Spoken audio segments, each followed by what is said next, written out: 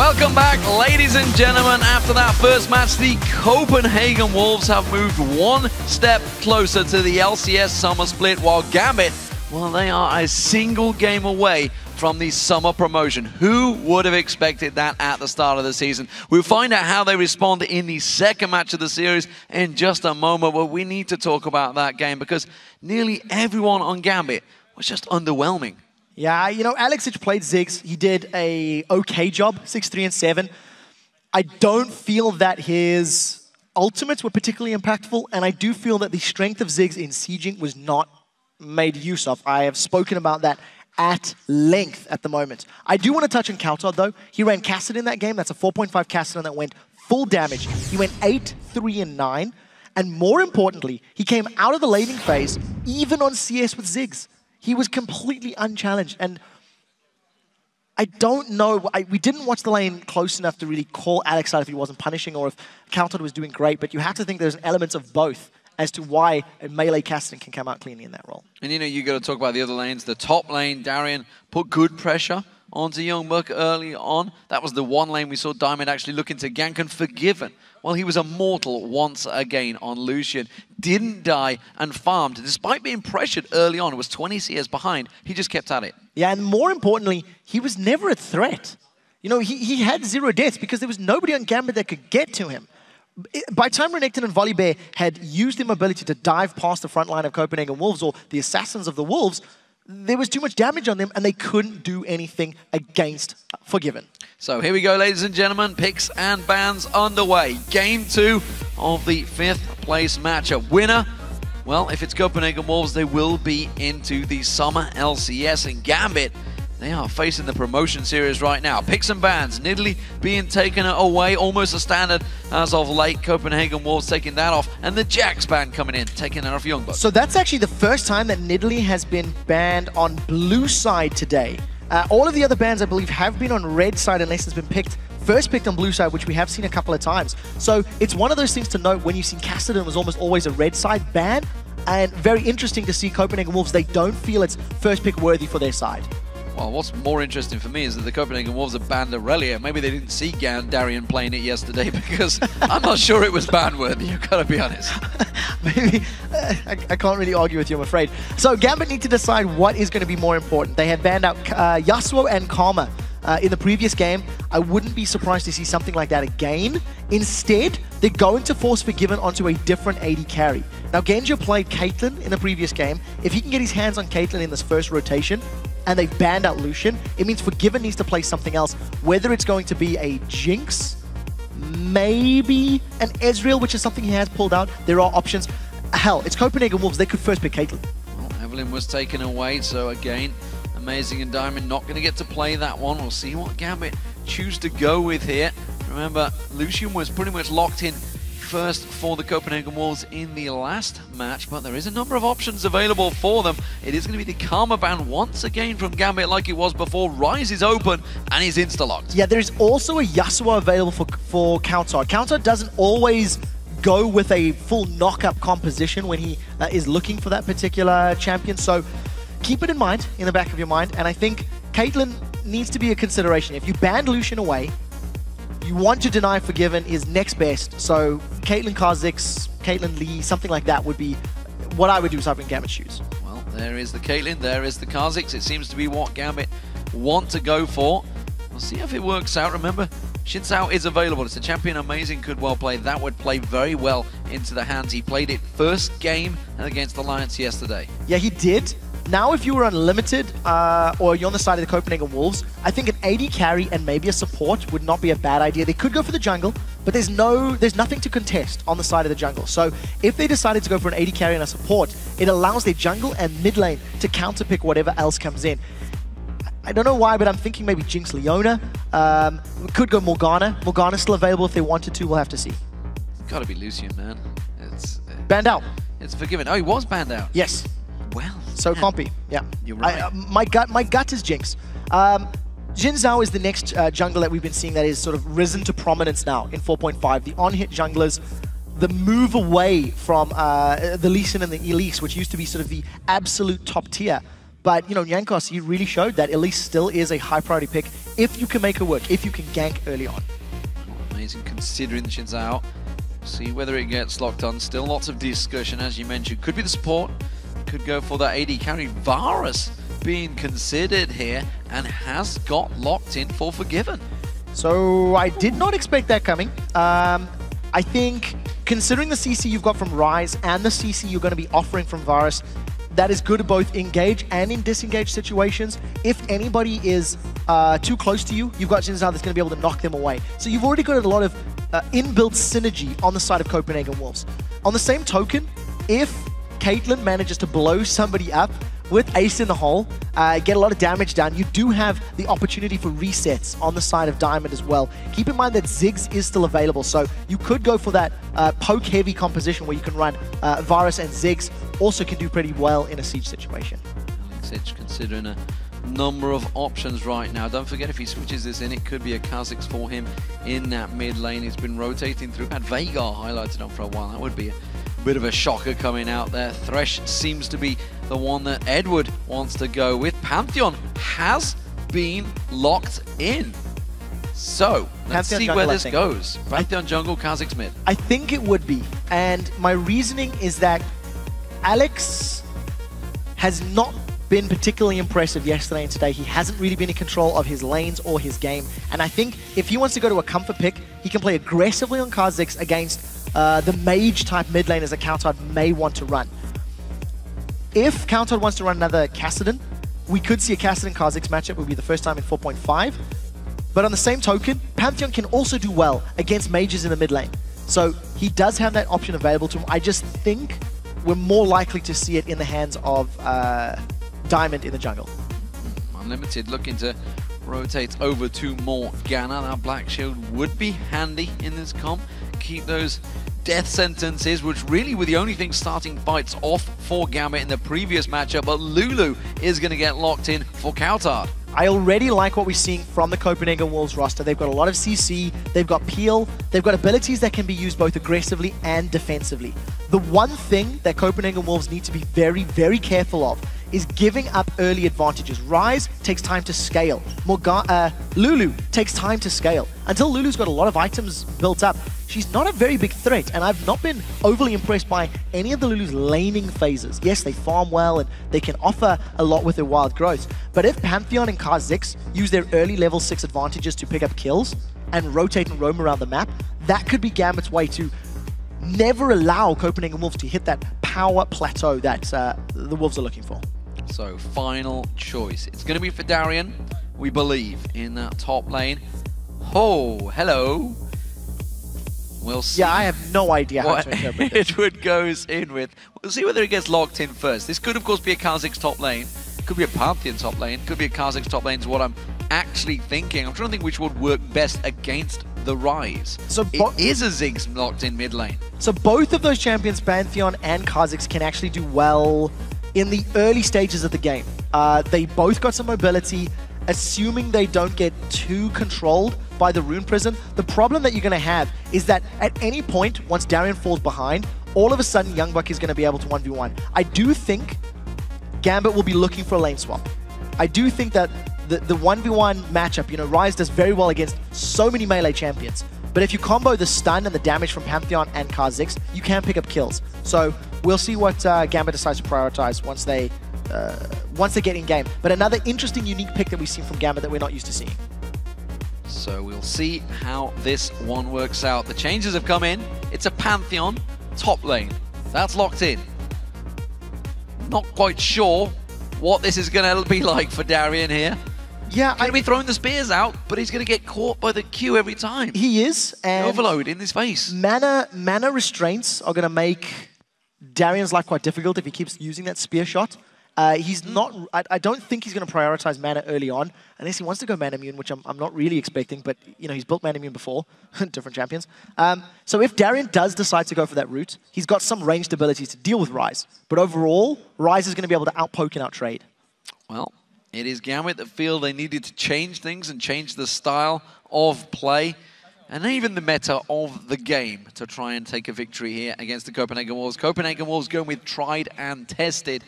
And well, it's worked for them so far. It may well work for them again. We know that Ryze is going to be a late game powerhouse. Yeah. And that is where Copenhagen Wolves take the game every time. So the one thing is that, you know, Gambit do have tools around the map. They've got the Grand Skyfall from Pantheon, which is going to be very powerful. You've got the wave clear coming out of Aleksei and Ziggs once again. So if Gambit are able to get some early kills, are able to get some early gold advantages onto their top or their mid laner, you know, I can actually see this working. I can see this comp working in their favor. We'll need to see how it plays out, because these first 10 minutes of game and these first few ganks from the respective junglers are going to be so crucial. Lots of biscuits being picked up by the Copenhagen Wolves as well. So here we go, ladies and gentlemen. Game 2. Can the Copenhagen Wolves take it to Gambit? Can they knock them down to their first ever promotion series? They've never been in this situation before. The Copenhagen Wolves, so level 1, are going in deep on this one, and Gambit, they have not seen them. So there is a ward in the inventory of Unlimited. There are Gambit pings on the tri-bush. There's not been any blue pings from Copenhagen Wolves. So Unlimited has dropped the ward near the red buff. Neither team has seen one another yet. And this is so scary. If somebody misplays, we did see it in Rockout versus SK in the 3rd game of their series. 2 kills were secured early. It is not the end of the world. Gold is significantly less for a kill before 2 minutes. It's 60% of the standard value. So it's not game-changing, but it does help. Copenhagen Wolves have just pinged the bush that Gambit are in. And I'm not going to say any more because I see a headset off and the game has just paused. I believe they're asking the ref for some s'mores. Is everyone sitting? They want to sit at camp. But I also want to give a credit right now because the crowd that's in here, they're 7 hours in. So they are the hardcore remain right now because... Yeah, that is awesome. You guys rock. And for everybody watching at home as well, thanks for... It's been a long day. It has been a very long day. With the exception of Gambit versus Rocket yesterday, every single series has gone to 3 games. Yeah, we're approaching 1 AM. We've got a potential 2 more games to go. We could be here till 3 AM. I know everybody is excited for that. We could be here at 4. It is a Copenhagen Wolves game. There are potentially 2 of them, so you never know. Don't get me excited right now because I just can't contain myself. I am excited to see how this game's going to go because we have a couple of unusual picks coming in there. It's something we've seen from Copenhagen Wolves before. They pulled out the high mid. Of course, we were wondering which way YoungBuck would go when they played against Alliance. He was fairly heavily banned out, but he's got back onto that Ryze. It's been a champion he's been allowed through, but Darien pulling out Pantheon in the top lane. It's something we've not seen in either North America or EU, as far as I'm aware, in this top lane. No, it is the first time we've seen it in the top lane. I think for Amazing, we need to keep an eye on his aggressive moves. When they won against Alliance, he was playing Zhao, and even in that series, I felt like he was a bit over-aggressive. Oh, I think they're going to see each other. Copenhagen Wolves are going to be completely aware, but they eat a bomb. Piercing arrow goes up, that doesn't catch anybody, and nothing happens. Nothing happens. Well, they caught a bomb and they caught a piercing arrow, but everybody else will step away and take it easy on the rift. So, Gambit are stood on top of a ward, and the Copenhagen Wolves, they may re-engage here. Aleksei is going to see them, though. Yeah, so if Copenhagen Wolves engage, they're looking for a Dark Binding to land. That crowd control, maybe with the knockup from 3 Talent Strike, could be enough time, but I think Gambit, they've backed away. Double ward, so 2 trinkets going down. Not the end of the world, but Copenhagen Wolves with a very adamant play to steal his red buff. Well, while this is all happening, the red buff gets hooked in. Darien is actually off on his own down the moment. Diamond gets caught out by the Dark Binding. He has to back away. Red buff stolen away by Amazing. We'll see how that works out. Genja taking damage as well. Forgiven lands the piercing arrow and puts some damage on towards him. Everybody returning to lane, and you can see it on your screens. It's a 2v2 in the top lane. Yeah, but very importantly, Genja has not backed. So he's lost a third of his hit points. He's sitting at about 400 HP now. He's going to be relying on the regen from that Relic Shield start of Eduard. And I think we need to see how this very long range of Forgiven and Unlimited works out. Every time Genja gets caught, you have to feel that piercing arrow will follow up, and that's going to begin hurting more and more. That is a scary combo. And remember, with a Zhao in the team, if that Dark Binding goes down there, we could see Amazing pouncing onto the target. They have some pretty damn good crowd control, the Copenhagen Wolves there. And this could well be problematic for Gambit in the mid lane. Well, it's a Lulu Ziggs. It's a lane matchup we've seen a hell of a lot of throughout the spring split. Of course, both the champions received some slight changes in the 4.5 patch. Yeah, they did. It's going to be a farm fest. I'm more interested in the bottom top lane. Ryze versus Pantheon.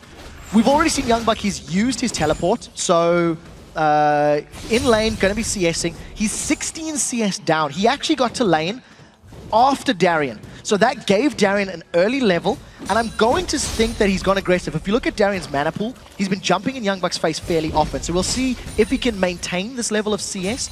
A stun, plus some damage from Diamond, maybe first blood, but look at that. Darien is so, he's out of mana. He may actually fancy this one. Darien is baiting him low, but Diamond's like, no, gonna back away from this one. Doesn't really fancy sticking around, hoping that YoungBuck may well try and go for a face check here. I don't think he's going to be baited in towards it. He's just going to back off, get himself a full tank of mana. What's he going to buy when he goes back? It's a second Doran's Blade. Ballsy. Yeah, very aggressive.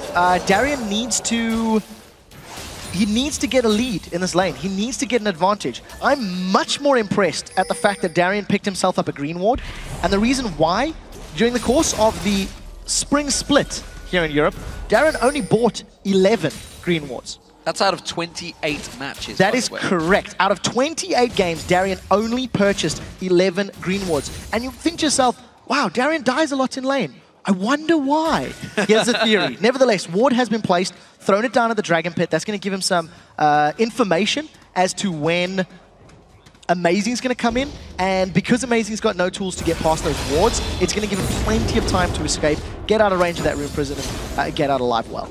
Darien with the return, full mana bar, see if he can put the pressure on YoungBuck. YoungBuck is going to be backing away at some time soon, but he has to get that Tear of the Goddess stacked in as early as possible. But now we see Amazing making an approach in towards his bottom wave. We'll see if he can pounce on towards Darien. And he's come directly through, well, that was so much for my point. He came through the lane where there was no wards. So I thought he was going to play sneaky. The wave was pushing too aggressively. What we need to keep our eyes on is Darien's mana pool. The moment Darien starts running out of mana from all of those spear shots, that is when YoungBuck is going to be able to take advantage and gain complete control. As long as Darien has mana to spam his Q on an equal level with YoungBuck, they should be able to trade quite evenly. So, like we said, mana pool is going to determine that lane more so than the range versus melee at this level. Well, speaking of even, that mid lane is very much even between cowTard and Aleksei. We did see cowTard just sent packing, so he's gone back for his first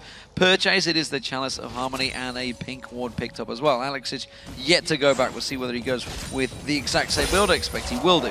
Genja has fallen behind a little bit on CS against Forgiven in this top lane. We saw Genja with the advantage in the previous matchup, but this time around Forgiven on a champion that Genja's going to be all too familiar with because he's played Varus a number of times himself. It's a champion he favors due to their caster style, but Copenhagen Wolves have put him good pressure down there. Black Shield being used a little bit early from Unlimited there. There's the Dark Binding, Piercing Arrow and Hail of Arrows landing on Genja this time. And that's the difference. When you land your skill shot, you get all of that damage down. Now we do see the Copenhagen Wolves are pulling in the support of Amazing, and in the bottom lane, Darien managing his mana pool very well. He's got a small CS advantage. It should be evened out once this very large minion wave gets in range of YoungBuck. But both Amazing and Diamond have not chosen their gank timing particularly well.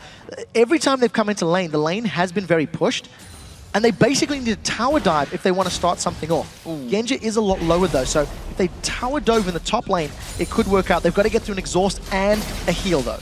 We'll see whether Amazing can be a man and pile on towards him. Genja is very low on their hit points right now. Amazing is looking at going towards this one. Of course, Eduard, he's got the Flay available. Could not use the ultimate, remember, he's still only level 5. Here they go, Unlimited coming in. Amazing's going to be stronger than the Coursing River as he dives on towards Genja. Tries to catch on towards him. It's a good exhaust, but Eduard's taken low. Genja's taken low. First blood for Amazing. Second one comes in. It's Forgiven that takes it. Easy, easy setup for the Copenhagen Wolves. Very well coordinated. They dodged and juked that tower aggro very effectively, grabbing a kill for Zhao and a kill for Varus. So that's going to allow them to maybe get this tower down. Here comes a Grand Skyfall. Forgiven's low. Can Darien get him? What on earth are you doing, Darien? He pounces in 3v1, and that is going to signal a lane swap, or will it? I think he just fancied it and almost got Forgiven down. So two things. He got the flash out of Forgiven, the exhaust out of Unlimited, and he held onto the tower. I definitely think that was a good play. A little bit aggressive, a little bit risky. You know, had the Dark Binding landed and Forgiven sat a little further back, maybe there would have been enough damage to drop him, but that is a triple Doran's Blade Darien. He is invested in getting an early game advantage and an early game lead. His first ultimate has not given it to him. We'll see how the lane resets because YoungBuck teleported top, and it looks like Darien is, well, he'll probably go top as well because you can see that Genja's in the bottom lane. Yeah, actually went to building towards the Mercurial. Mercury treads is the word I'm after, and going to try and make sure he's not rooted down for a long period of time. Up against YoungBuck, of course. Eduard and Genja have rotated first. They will get the chunk of wave that was pushed in by YoungBuck, and we'll see how that works out. As of yet, we're still waiting Diamond to make a play. He's tried in the bottom lane, tried to get Darien started, tried to get some pressure onto YoungBuck, but again, the Copenhagen Wolves ward placement and safety have been paramount. This is such a difficult position for Genja to be in now. Because of the BF sword that Forgiven has picked up, he's going to out DPS Genja significantly. And when you add into it the long-range poke of that piercing arrow, which is a greater range than the Pult of a Peacemaker at full charge, it's going to be a difficult lane. You touched on the fact that Diamond hasn't had a positive impact. A tower dive from Amazing has netted them 2 kills. Diamond's lanes haven't exactly helped him out in terms of setting that up. He hasn't picked the right time to go in. That's what I think I'm going to say. And I would like to see him comboing with Darien. If they tower dive with Darien on Pantheon, he can block turret shots. He can use that Aegis of Zhonya. If YoungBuck goes low enough, they can go in. So we'll see if they perform it well this time. Oh, Darien taking some burst again from YoungBuck, their Rune Prison overload, just discharging on him. Diamond has snuck himself into that top lane, but look at that. Amazing. Ready and waiting to go. And maybe the fact that Darien is low on hit points is going to be enough to try and draw him in. Grand Skyfall is available in just a second, so maybe looking to try and man drop back into the action. It didn't work last time, and the option is available for them. If you look at the lanes, nobody from Wolves is presenting themselves as a target. So for Gambit, more vision is going to be key. I think they need to grab themselves more wards, and they need to make themselves more apparent in the jungles, which is going to open up invades for Diamond and open up those Grand Skyfalls for Darien. Also, if you add that together, Diamond and Darien picking a gank and you throw down the Mega Inferno Bomb, that is a very powerful combo onto champions that don't have a lot of resistances right now. So let's see if Gambit can find an opportunity to make it work. Well, they are going to return to that top lane. They want to make this play this time around. Darien waiting off the side. Diamond ready to pounce. Here comes the Grand Skyfall coming in towards it. YoungBuck caught out of position. Has to pounce away. He's going to get locked down. There's a lot of damage coming down towards him. YoungBuck will go down. And it's Diamond that gets the kill for Gambit. That was exactly the combination that we were talking about. Because there are 2 members in the top lane now for Gambit, it has opened up the Dragon to the Copenhagen Wolves. Alex does have the Mega Inferno Bomb available. I don't think he's got any real vision in that pit, so he's not going to be able to go for a steal. Wolves grab that one uncontested. Still net game Wolves. Well, you say net game rules, but that's a tower going down. I retract the statement. Top lane. And that means it's net game Gambit because they got a kill and a tower. So, with that tower being down, I would still like to see more wards. Ooh, I'd like to oh, they've caught Amazing. Amazing. Out of position here. Eddie comes around, but he's going to try and go in towards it. He's got the force of a great Typhoon. Jumps on towards Eduard, but he's not a man. He's not as strong as the moon. And that is going to be the kill for the Copenhagen Wolves. Genja managing to save Eduard there, using Summoner Heal, keeps him alive from those last bits of damage and not running the risk. And grab them. That means Gambit grab themselves a second kill in this game, evening out the gold a little bit more. Still 1,000 separates them, and a little bit of an aggressive play from Amazing. He didn't really need to be invading, especially when you could theorize that a lot of members of Gambit were backing away. Well, some would say you get lucky, some say you make your own luck. At the moment, Gambit are trying to make their own luck, and they have started to get themselves in this game, started to wake up in the lane phase. They're still 1,000 gold behind, though. The Copenhagen Wolves are doing a very good at keeping that farming advantage. The one thing that I do like about Gambit's comp, even though it is 1,000 gold behind, they've got the first tower, and they have the ability to pull the trigger. If anybody from Copenhagen Wolves is solo pushing a lane, like YoungBuck now, the opportunity is there to have Diamond come from the side, to have those abilities stacking.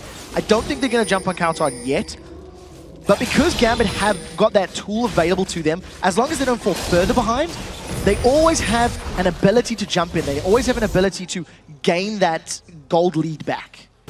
Amazing shows himself. He passes by that ward that was over back at the blue buff, so they know that he's coming in towards their strike. Darien's gone very passive. Aleksei staying fairly close. Did just take down the Wraiths. Mega Inferno Bomb is off cooldown in a moment if it's required, but it seems it's not. Meanwhile, down that bottom lane, they're going to tower dive on towards him. Darien, though, on that tower, should try and lock him up, but Amazing comes in once again. 3 Talon Strike, bounces him up, but the counter kill is there for Darien.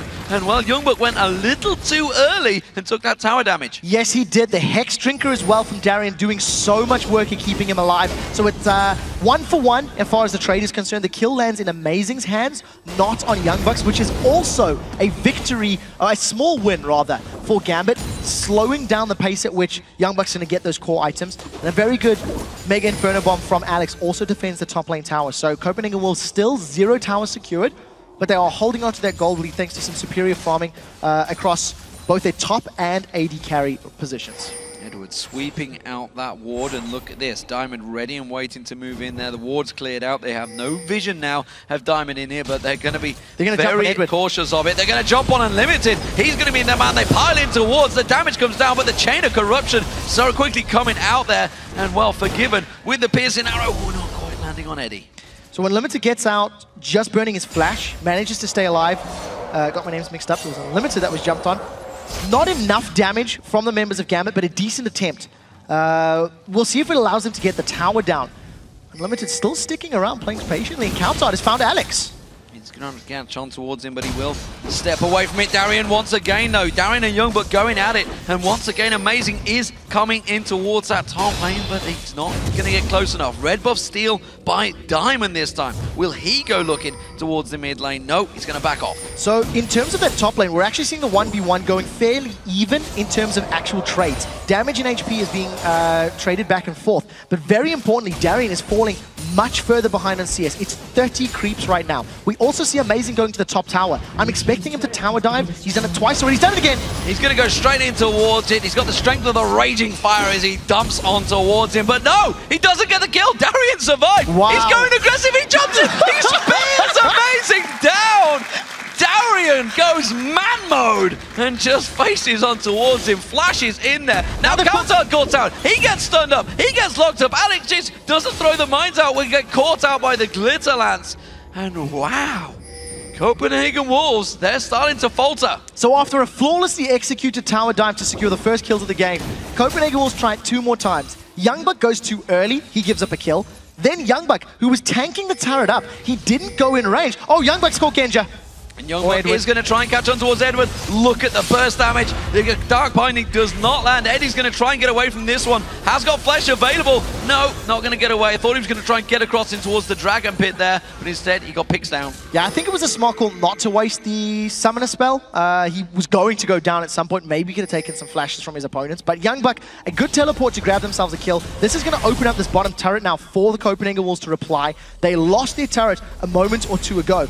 And it is getting late in the day. It has been a long day for both of these teams.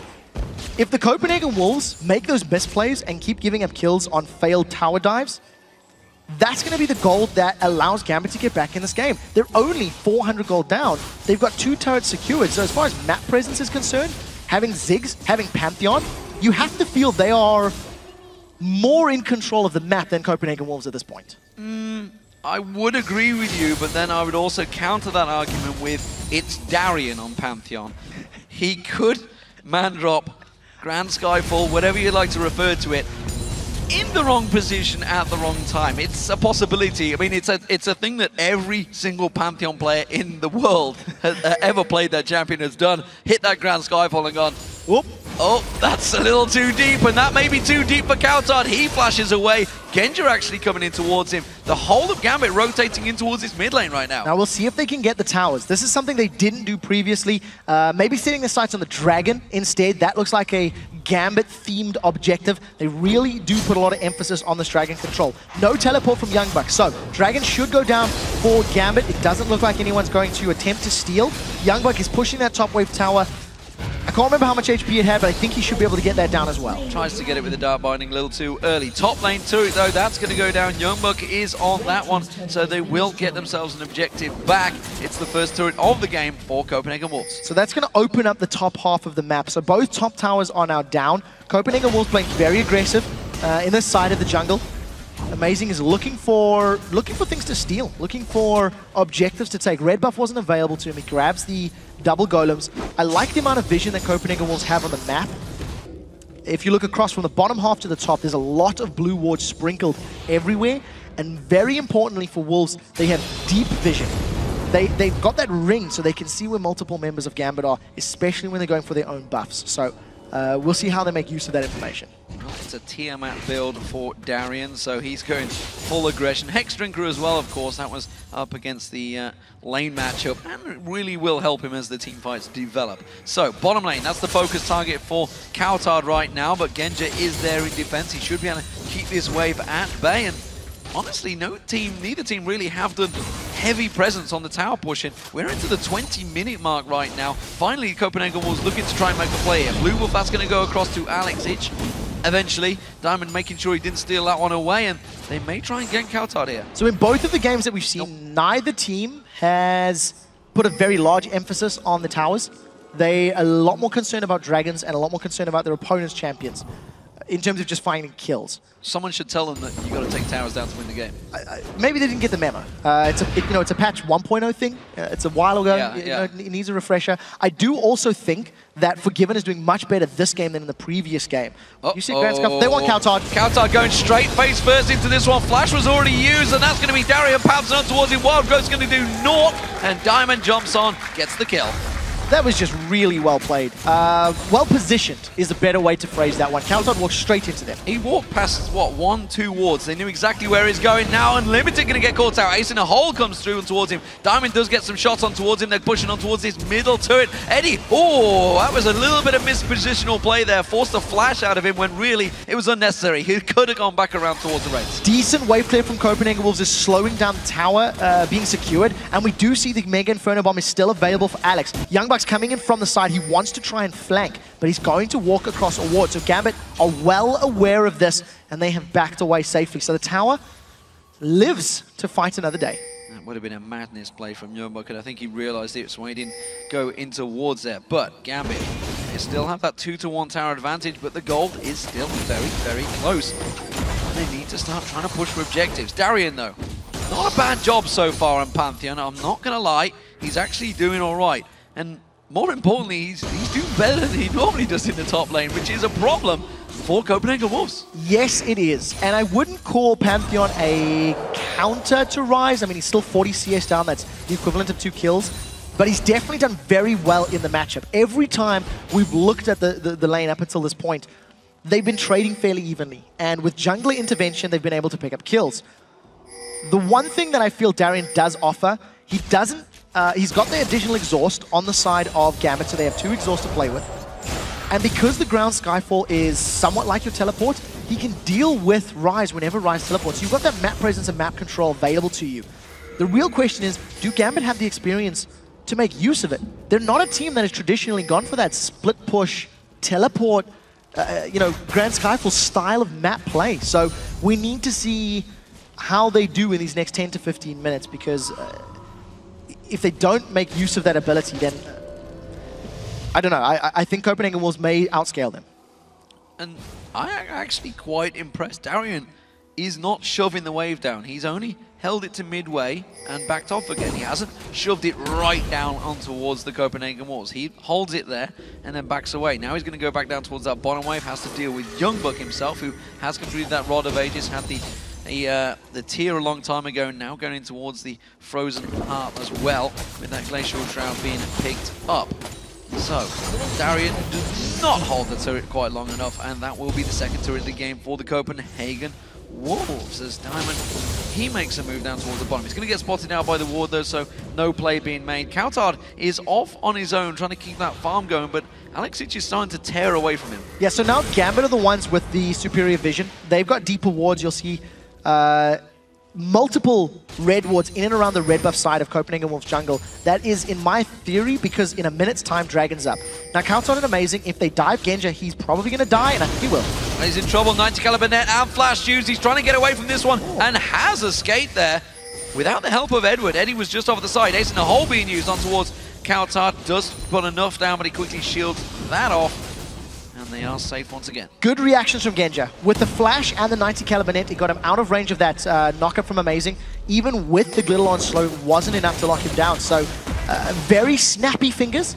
Allows him to get out away. Amazing's flash was burned for that setup. And Gambit are still staying somewhat grouped towards Dragon. But when Genja and Eduard fall down towards this bottom half of the map, I think we can expect him to try and make another play for that Dragon. It's been the one objective Gambit have rotated and really looked to play aggressive around. Yeah, Diamond was showing himself on top of a ward there, and Copenhagen Wolves reacted strongly, moving 4 members down the river. The YoungBuck is also making his way up the river. And as you mentioned, this Dragon up in just 5 seconds time is going to be the focus for both of these teams. And because Gambit have got better positioning right now, when they started off, Copenhagen Wolves have to engage. They're going to try a flank maneuver. YoungBuck is on the bottom half of the map with Forgiven. There's 3 more members of Copenhagen Wolves. They've jumped in! They've jumped straight on towards YoungBuck. Chain of Corruption comes out, and then Gambit are into all sorts of trouble here. Darien taken low, Diamond taken low. Amazing pouncing on towards them. Eddie putting the box down, trying to stop them out there. Aleksei from range, throwing the bouncing bombs down, but the Copenhagen Wolves have bullied Gambit away from this Dragon. They can't contest it. Nobody died and nobody was stacked up quickly enough. That was a 3v3 and a 2v2, but the Wolves pulled the trigger quickly. Alex still wants to contest. That was a very good minds coming out, but Aleksei is low on mana, and now they're going to pounce in towards it. Eddie's going to take the brunt. Wild Growth being used by Amazing. 3 talent strike, bouncing Aleksei up into the air. Tries to jump away with the satchel charge, but he's got no mana left. He gets pincered out. cowTard comes in. It's another kill for Amazing. After the rest of Gambit peeled away, there was very little reason for them to stick around. The Dark Binding is a very powerful tool, and the moment it landed, the rest of Copenhagen Wolves just jumped onto Gambit. They grabbed themselves 2 kills after Screen Drag. Now they've caught Genja. Genja getting caught out. Pierce and Arrow is available, but instead he's going to turn the ace in the hole back onto Forgiven. Diamond jumping in there, but Unlimited popping the ultimate. He steps away. Whew, this game is on a knife edge right now, but it's Copenhagen Wolves in the lead. Both teams sticking around a tiny bit longer than maybe they needed to. Gambit re-engaging after they'd actually lost that fight. What I liked about the Copenhagen Wolves in the Dragon Pit was the fact that they didn't hesitate. They had that flanking maneuver with Forgiven and YoungBuck, and they just went straight in on Gambit. Put a lot of damage down early. That's a teleport from YoungBuck, and it was in full vision. I guess he wants the tower. There's no one else to pick him up, though. Eddie threw the death sentence about 5 seconds too early there as well. Completely missed timing that one. So, pressure very much on Gambit right now. They're not going to feel that they are 4,000 gold behind. It won't feel that way in the game, I don't think. They're 2-2 in turrets, 6-5 in kills. They probably feel they're fairly even right now. And if you look at the items, you wouldn't be able to tell too much difference. But if you look at the CS, there are quite significant changes. Darien's lead deficit has extended to 60. There's a 60 CF deficit between Forgiven and Genja. And I like the fact that Forgiven has gone for what was coined the Legolas build. Bloodthirster into Last Whisper. It just makes his piercing arrows hit so much harder. And once Copenhagen Wolves begin wave clearing as well as theoretically sieging, that's going to give them a very strong position. There is a good poke from Copenhagen Wolves with both Varus, Morgana, and the Lulu. But of course, the great wave clear from Alex should delay any of those situations. The big problem I feel for Gambit right now is the fact that they have this Kha'Zix center, they have the Pantheon, they want to try and get a pick, they want to try and assassinate someone, pick them off. But the Copenhagen Wolves don't play that way. They always play incredibly safe. You just saw it down the bottom there, YoungBuck. The wave was there was a giant stack of minions, but he actually stepped away because it's like, I've got no vision of this area. I know there's someone probably in the proximity, so I'm just going to step away, let a couple of CS go, see what happens, and then go back in and clear that wave. I concur. And it's the reason the Copenhagen Wolves games take so much longer than any other team. And that's why we love them. I think yesterday's average game time was 44 minutes. If memory serves correctly, the previous game went to around 50. We're already at 30 minutes, and only 2 towers have fallen. In a state of the game where the meta is to fast push towers early and rotate, rotate, rotate, neither of these teams are trying to do that. They're quite content to continue farming. Under most circumstances, I would say, okay, if you've got even compositions, but I think in straight-up team fights, Ryze and Zhao and Lulu are going to be able to overpower Pantheon, Kha'Zix, and Ziggs. on the assumption that there's, you know, full HP bars and a straight-up fight, I think Copenhagen Wolves' team will win. If there is time to poke people down with Ziggs and Caitlyn, maybe Gambit can win it, but, you know, we'll just have to see how it plays out because we still have a lot of game ahead of us. Well, I know Amazing's in the top lane. They're pinged on towards it. I'm unsure of Gambit's game plan right now. I'm not really sure what they're trying to do. Were you sure of the game plan last game? No, definitely not. But Darien backed off. There was a wave of around about 12 minions that he just backed away from, including the Siege minion, which would give him, what, 40, 50 gold at this stage. And he backed off, bought the Ravenous Hydra, and then just ran back into the lane. Well, yes, he didn't push it down into YoungBuck, but YoungBuck's just come along, took it out there. He lost all the CS for no particular reason. Didn't do anything about it. We just saw Diamond go to the top lane. He said, yeah, Amazing's up here. Everybody go back to mid and sit around. So look at the vision that Copenhagen Wolves have done. We've had this ping-pong of vision, right? Every time Gambit have got superior vision, it's been a dragon's about to respawn, so I'm expecting him to place some more wards now. And every time we've had vision from Copenhagen Wolves, they've tried to dive. It failed twice, which I think is why Copenhagen Wolves put a back pedal and a brake onto that style of action. In a similar vein, we've only seen 2 of those Grand Skyfalls really working out. There was a great gank in the top lane on YoungBuck. There was a good river jump onto cowTard. But we haven't seen anything else from Gambit. They are playing as safe as the Copenhagen Wolves. I do think, as you said, there is that pick potential in teamfight. So if Gambit start a teamfight and surprise the Copenhagen Wolves, they've got so much damage to work with. So I'm not quite sure why they're playing it so safe. They just, once again, want to get into this late game. Well, Gambit are keeping the Copenhagen Wolves at bay from their towers right now, but as the game progresses, they continue to pull the gold in their favor. They're now 4,000 gold in the lead. They're getting control, putting the wards down. Like you mentioned, they've got great vision around both the Dragon area and the Baron area, and the enemy jungle is still peppered by wards. Gambit, really, with 30 seconds left before this Dragon spawner, not even really close to getting vision on it. This is the first time you feel Gambit are maybe not interested in going for the Dragon. You've just seen Darien peel away from that top lane. He can jump in. There's so much damage in Diamond. Darien could jump in with the Grand Skyfall if they're clumped up in the pit, but with Diamond going so low, I think they have to concede it. I can't see Gambit going for a 5v4. The last time they tried, it was a somewhat 5v5, but Copenhagen Wolves just, they didn't hesitate. They picked a good fight. So we'll see how quickly Diamond can make his way back to the lane. If Copenhagen Wolves go Dragon, Gambit go Tower.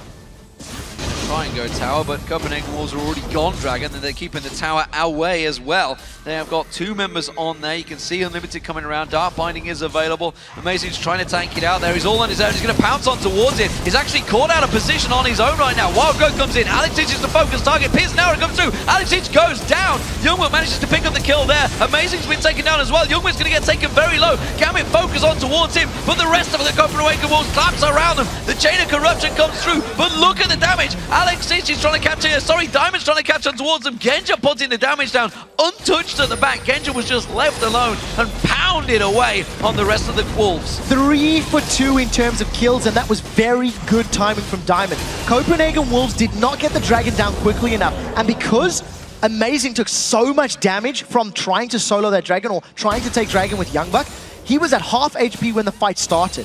By time Diamond arrived, the fight was already basically over. Genja had very good positioning, landed a lot of damage down throughout the fight, and was never really a threat of going down, but neither was forgiven. You do have to point that out. So superior positioning and decision-making from Gambit allows him to grab the Dragon, allows him to grab some kills and this mid-turret. So it's going to pull that gold closer.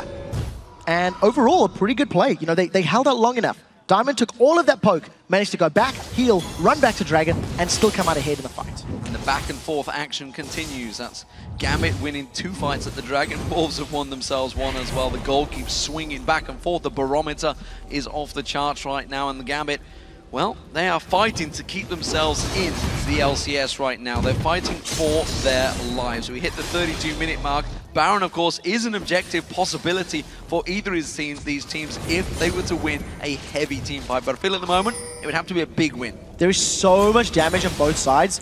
We could see another situation that we've seen from the previous game where one team will try to bait their opponents into the pit. Because they've built, like everybody's built damage right now.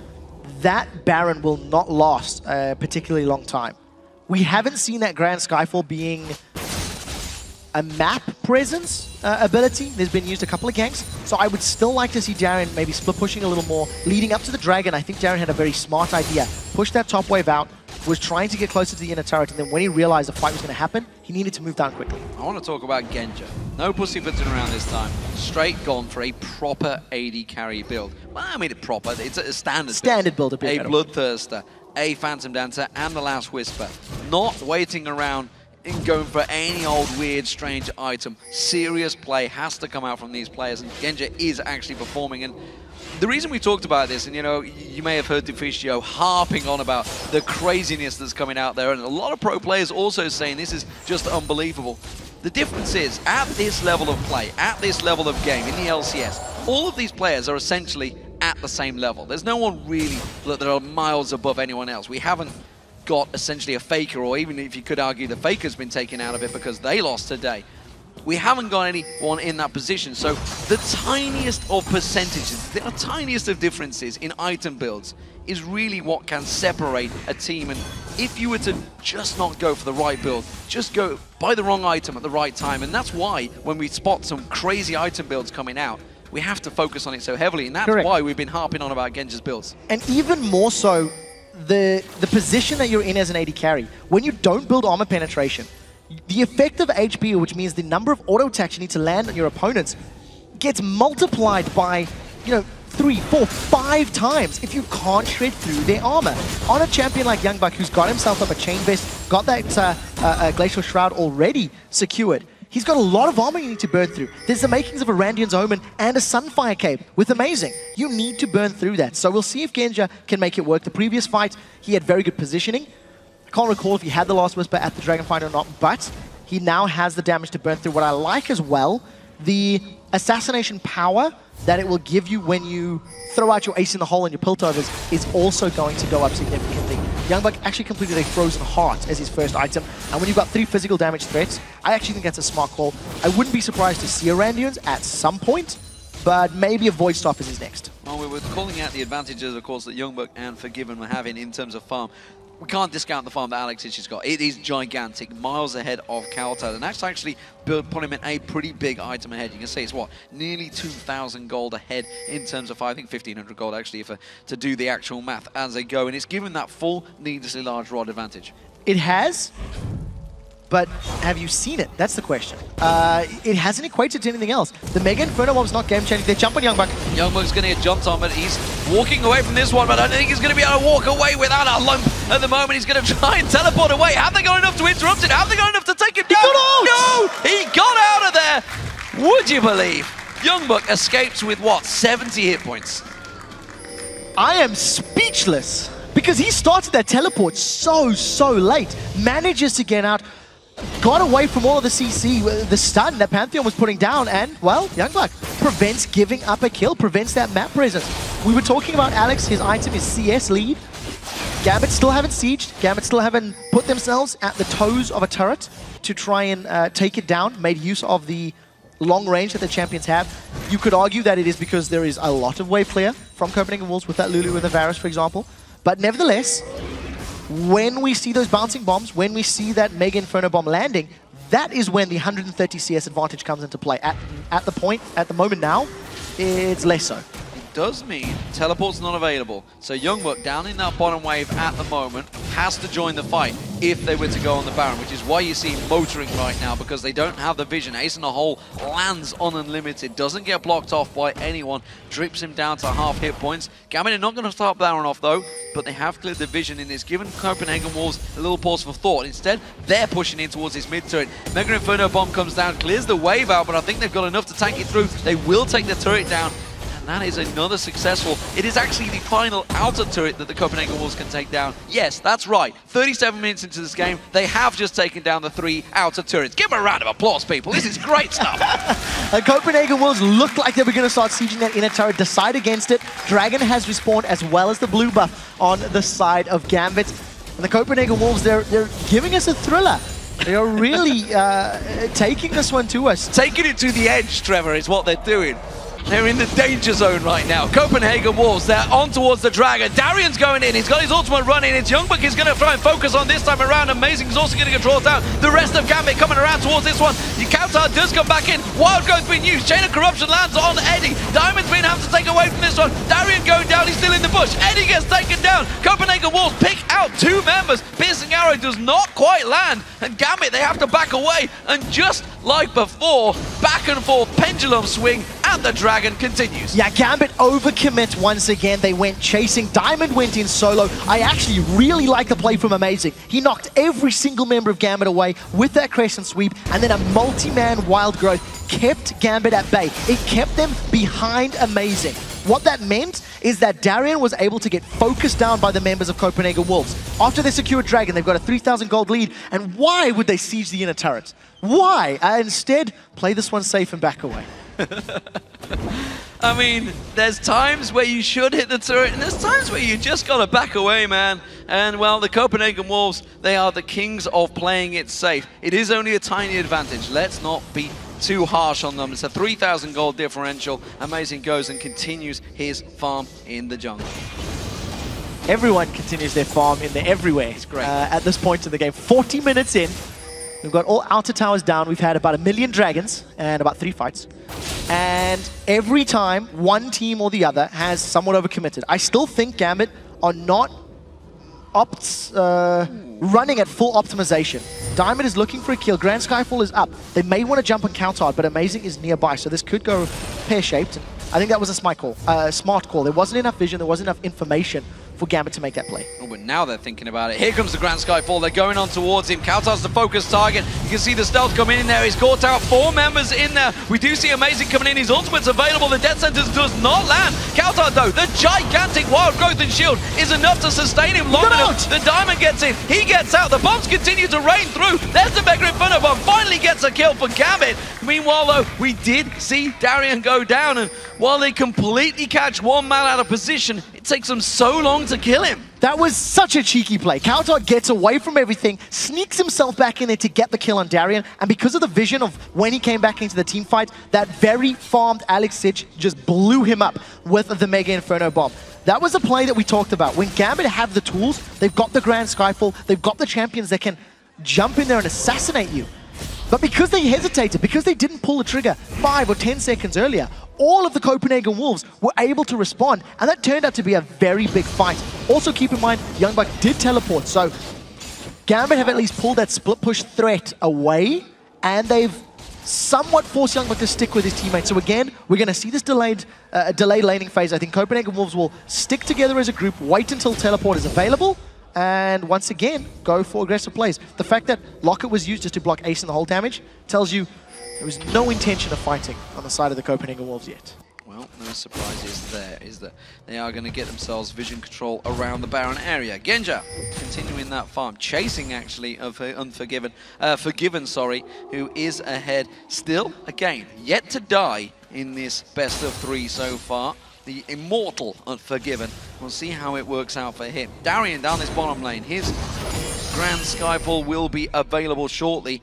We will see, though, with that ward, with that vision actually around the red buff area, it is enough for Gambit to try and push on towards that bottom lane. Copenhagen Wolves, though, trying to invade, being forced, trying pressured on towards them, but they can't catch anyone out. Darien, though, free farm continuing.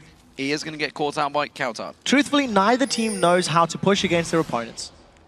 You can't get to 41 minutes in the game when you've got teams that have got very good wave play. Got the 3 outer turrets, man. That's what they've got. They're not risky. Both teams are playing so incredibly safe.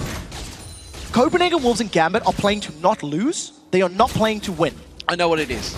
It's an endurance test. That's what they're doing. They're testing our limits to see how far we can go in this and really keeping the crowd entertained as they do it as well. It's an endurance test for everyone involved. But let's be serious. Gambit are in danger of going out of this game. They are 4,000 gold behind, and they've not looked good in the last team fights. They haven't. Gambit have overcommitted both times in the Dragon Pit. In 2 minutes, we should hopefully see another sniff of action as both teams have only fought around that Dragon. And the story of the game really has been Gambit starting the fights but then being unable to complete them in a sufficient manner. Copenhagen Wolves have had all the tools to deal with it. The wild growth from Lulu has been fantastic. The knockbacks from Amazing have worked out. And on the topic of Amazing, he's got 100, not 100, he has 32 stacks on that Feral Flare. So it's dealing 196 bonus damage, and it's restoring 42 health per hit, which is incredible sustain, especially when he goes for these objectives. Maybe he'll decide to touch Baron at some point, and with a little bit of help, they can two-man Baron. Well, I mean, with the Ranyan's Omen, the Sunfire Cape as well, he has a lot of armor up against this fairly armor-heavy damage. Well, we're seeing when the Copenhagen Wolves, they're rotating around. Dragon's up in 50 seconds. Could be the next focus target. Seems to be. It will be a fight. It will be the fight, and I wonder whether it's the fight we all hope and wish it will be. YoungBuck gets spotted out by the ward. Darien just going to step away from that one. He knows the Baron's up shortly. He's going to stick around. But Genja is going to the top lane. If he shows himself up there, they're going to just turn and take full advantage of this bottom half of the jungle against Gambit. So another time we see Gambit going to be arriving late to the Dragon fight. And all of a sudden, holy Wolves, cow! They got bored. The Copenhagen Wolves are going to tank out a turret, ladies and gentlemen. The first inner turret goes down. And that was a very quick tower. Maybe the Copenhagen Wolves have realized they could have done this a long time ago. But Gambit, they're reacting. They're going for the Baron. I think they're going to get it. There's no global presence. There is a teleport here from YoungBuck. It's going to be too late. So Copenhagen Wolves sneak a tower. This gives Baron buff to Gambit, a team who was behind in gold. Now they're basically ahead thanks to the stats that it gives you. And I would say that's evened out the game. The little semblance of control that the Copenhagen Wolves had has now been rewritten. And Dragon is still up, so we could still be in for that fight. They're still going to go in towards it, but they're up against a Baron team, and the Copenhagen Wolves do not fancy that opportunity. Instead, Gambit going to push through. They know the Copenhagen Wolves have to rotate through this small passage, which is why they put the mines down there with the minions in. Gambit are going to push in towards that tower. They are not fearful of taking a tower down, but they're fearful of tanking it seems, because they're going to back away.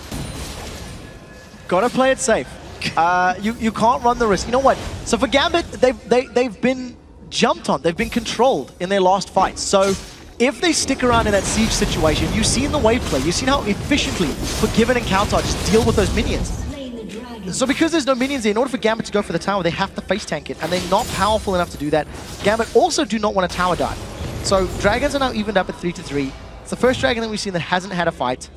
Copenhagen Wolves are going to stall until Baron's out, because they don't want to fight a team with Baron. And we'll have to see if Copenhagen Wolves or Gambit decide to sneak another tower. They don't want to fight a team, not a team with Baron. They just don't want to fight a team. They just don't want to fight. They just don't want to fight. Genja, he's got the red buff. Woo! He's going to be making use of that, I can tell you. Right now, we'll see where he goes with it. Aleksei, he's glistening. He's got all the buffs of the world being picked on towards him, all those potions. He's fully built, fully stacked, with 553 CS. You'd think that they'd make use of those bouncing bombs and start throwing them in the direction of the Copenhagen Wolves. 775 ability power on Aleksei right now. 598. Oh, they've caught Diamond. Binding, but it's still not enough as the lantern gets thrown down, and Diamond will be safe for now. So, Gambit are at least somewhat grouping towards a turret. They're not brave enough to go straight down a lane because we've seen the strength of a Copenhagen Wolves engage and a team fight. So in order for Gambit to make this one work, they are looking for some poke from Ziggs, possibly an ace in the hole, and then Kha'Zix to assassinate. I think that's the theory. If they can get Diamond to jump in from the sideline, pull the focus of Copenhagen Wolves and buy the rest of the team time to deal damage, that could be the way they get in. But look at Forgiven. He just decimates those minions. Well, we're waiting to see whether Aleksei can land one of those bouncing bombs. Currently, he is 0 for 7. Hashtag believe Aleksei bouncing bomb. 2014 spring split. At the moment, it doesn't look like it's going to happen, and Gambit disengage. So are we going to make this a thing? Are you actually going to count the bouncing bombs? Or It went for 0 for 9 there. Okay, so just as an aside for the astute viewers at home. I'm sure somebody else counted it. I don't know. I don't really care. Yeah. There's so much wave play. There's honestly, a team has to make a mistake, and even when they do make a minor positional, you can't even call that an error. That was just Unlimited walking up to put a ward down. and he ate one bouncing bomb. Diamond finally coming in from the sideline, but Genja's not with him. Well, nor is YoungBuck, that's the the thing. They may well try and commit, but again, without your AD carry, well, surprise, surprise, Genja's not there. This is not something unusual we haven't seen throughout the season. It means you can't push, and so sure as damn it, that Baron buff's going to wear out. Grand Skyfall, bottom lane, YoungBuck's going to get caught out, the Hydra doing the damage, but it's just not enough. YoungBuck steps away from that one. Now we're going to see Eddie coming in, throws out the Lantern, has he got the death sentence, forces the flash from YoungBuck. They disengage, mid lane, YoungBuck, amazing going in, all that damage on towards Genja, bouncing bombs coming through from Aleksei, does throw out the rubber ducky, but with the black shield on amazing, it does nothing. Absolutely nothing. They get away. So flash blown from YoungBuck, at the very least, a grand Skyfall attempt amounted to a grand amount of nothing, I'm afraid. But the one thing that you do have to take solace in or keep considering is if Gambit lose this game, they're in the summer promotion tournament. I mean, this is weighing on their minds. It's weighing on their every move. This is the most passive Gambit I have ever seen, ever. In all my years of watching Gambit, when they were Moscow 5, when they're Gambit, I've never seen them play this safe and this unaggressive. Is that a word? I don't know. That's you can help me with that one. Well, it's normally you give Gambit a finger, they take your arm, they take your body, but Copenhagen Wolves have been offering up limbs and Gambit are just passing them back. They just don't want them. They're not interested right now. This is a problem. Confidence, I feel, is a serious factor for Gambit. Copenhagen Wolves are doing what they always do. They are playing passive. We knew this coming into this game. We knew this is how they're going to play. It's how they grind out the results. And generally, the top teams, the higher seeds, know how to deal with this. They can play around it, they can work the positional advantage. That's what Gambit are going to try and do. Diamond's going aggressive, he's into 4 members. Mega Inferno Bomb comes in, it lands. Forgiven takes a big punch of damage there. Now Unlimited's going to get focused on. Have they got the damage? Ace in the hole comes through, gets blocked out by Amazing. Amazing turns this one back around. YoungBuck's teleporting in behind right now. Gambit are trying to get lulled into a false sense. He's going to be running into 5 members though. Look at the burst damage he's got, but he's just going to get dropped down where he stands. Guardian Angel going to respawn. Mega Inferno Bomb is already used. Dark Binding lands. Finally, a kill comes in, but it is for Gambit. cowTard tries to run away from this one, but no advantage gained for Gambit. They got a kill, they got a teleport, they got a Guardian Angels down, and they back away. Both teams threw every single thing they had and the kitchen sink at that team fight, and it was a mistake from YoungBuck that resulted in the kill. I like the fact that Kha'Zix finally decided to flank. It is something that we talked about, something that we've seen. I like the fact that Gambit tried to make a play. We haven't seen them play the map at all. We haven't seen them play the Grand Skyfall positions at all. And finally they engage. Unfortunately, it was far from being convincing, and all of those shields from Lulu, from Morgana, from the Wild Growth just allowed Copenhagen Wolves to get out alive. Only losing YoungBuck thanks to coming in from behind, and again, nothing ventured, nothing gained. Gambit are one step closer to evening up the kill score. And one step closer to the edge. And I'm about to break. 20 seconds until the Baron is going to respawn, ladies and gentlemen. That's the focus of these teams. That is where they're going to go. YoungBuck will be back available. He's going to have to run with those home guard boots, though, because this is going to get started off a field by Gambit very quickly the moment it spawns. Yeah, but Copenhagen Wolves, I think, are close enough. In that previous fight, the Chain of Corruption from Forgiven on Varus hit all 5 members of Gambit. It was a very important note. So Baron is going low. That's going quick. That's going to be gone by the time the Wolves get in there. We'll see if Amazing can steal it. Amazing looking to try and dive in. Gambit peel out. So they don't fancy this one at all, it seems. Nope, they do not. So peel away. Didn't want to get jumped on. Again, the strength of the confined spaces. Wild Growth plus Chain of Corruption means Gambit would have been locked in place, and Gambit need mobility. Gambit need to kite and peel. They need Pantheon and Kha'Zix to be in the faces of Copenhagen Wolves. And if they get locked down by that CC, obviously the comp's not going to work. Now Amazing wants to fight. YoungBuck's on a trap. YoungBuck's caught out. You can see Diamond off at the side there, and Copenhagen Wolves are moving in towards this one. Forgiven. He's pretty low on mana, actually. Would be a focused target. Amazing, though, is so tanky. With the shield that comes out from cowTard, he's got effectively 5,000 hit points in there.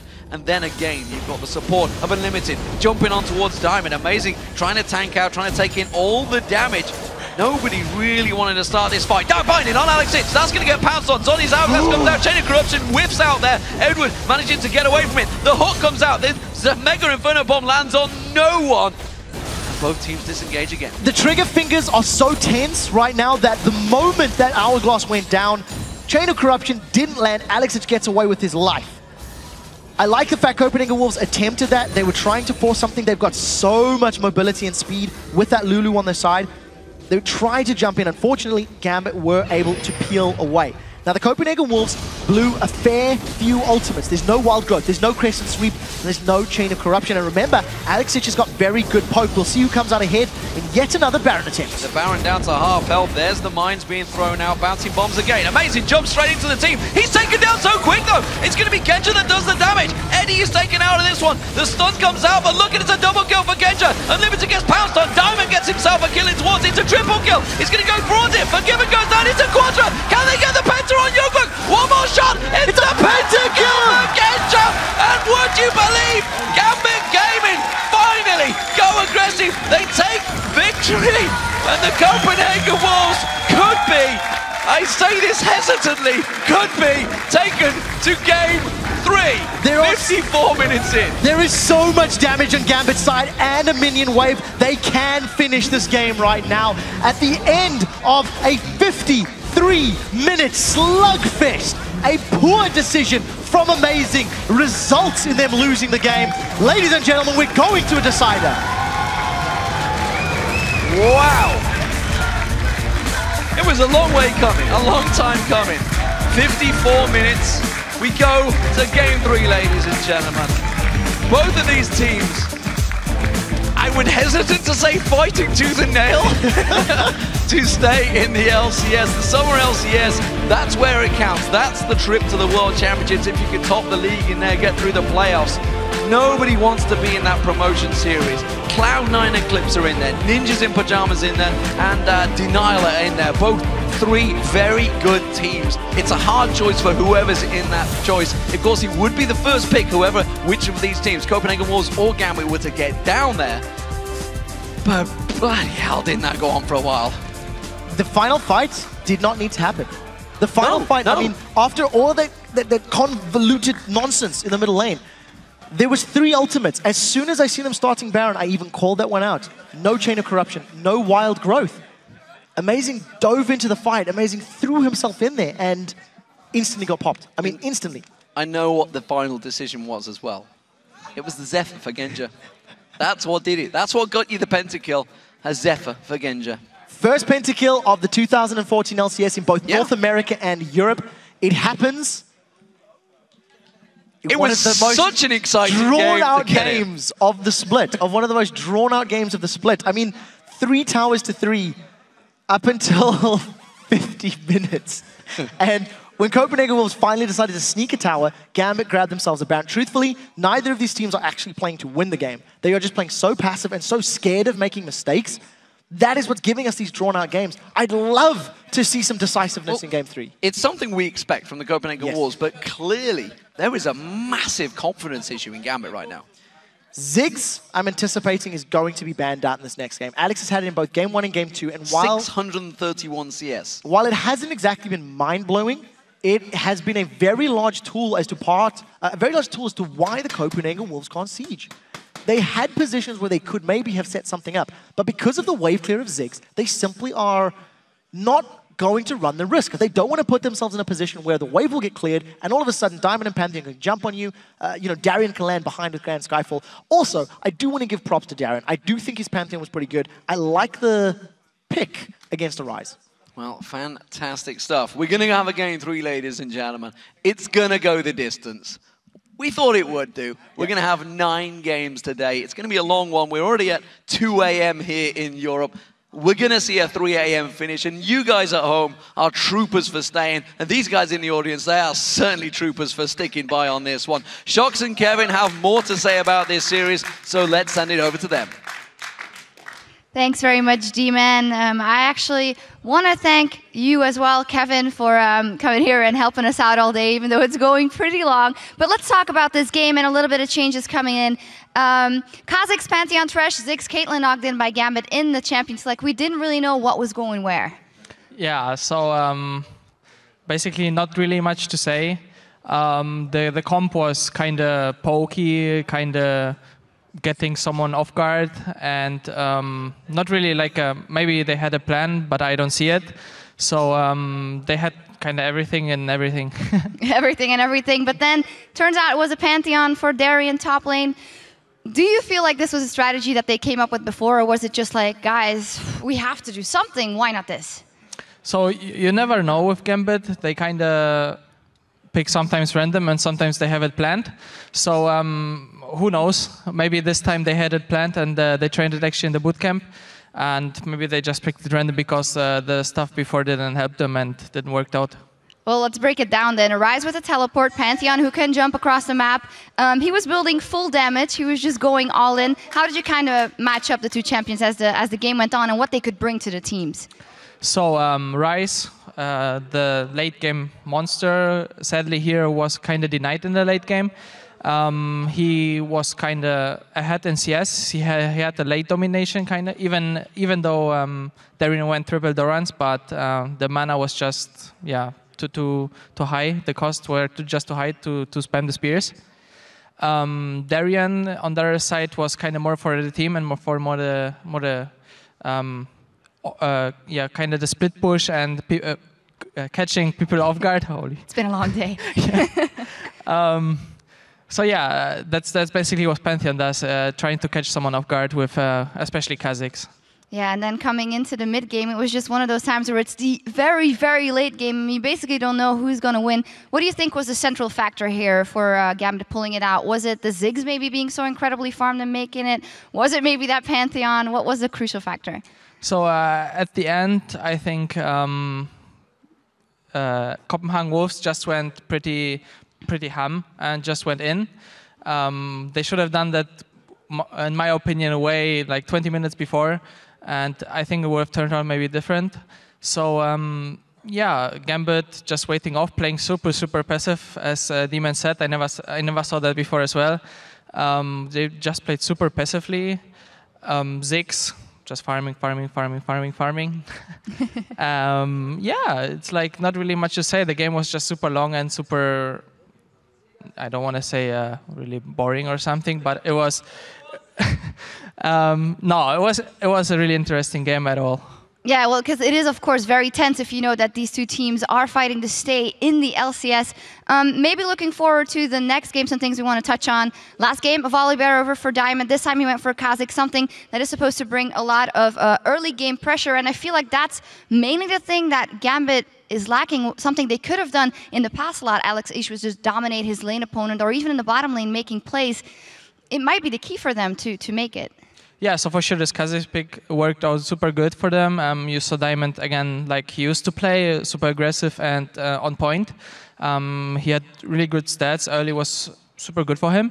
And if they keep picking this champion for him, I think he will do the next game as well really good.